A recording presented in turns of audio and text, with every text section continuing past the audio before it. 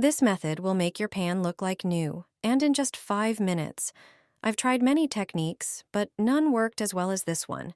Start by generously sprinkling the burnt surface with table salt.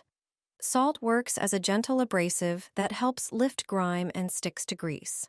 Next, grab some baking soda from your kitchen cabinet and sprinkle it over the surface. It's a natural cleaner that neutralizes odors and breaks down grease and burnt residue. Now take the dish soap you have at home. Its surfactants are great at cutting through dirt and oil. Pour it generously over the pan.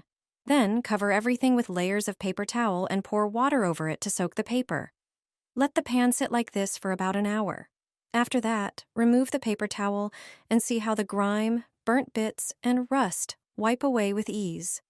The initial heating of the pan helps activate the cleaning ingredients and softens the burnt-on residue. Once the burnt layer is gone, rinse the pan with warm water, and that's it. Your pan is now clean and ready to use again. With this method, you can restore its shine without harsh chemicals or scrubbing. Try it yourself and see how easy it is to bring your pan back to life.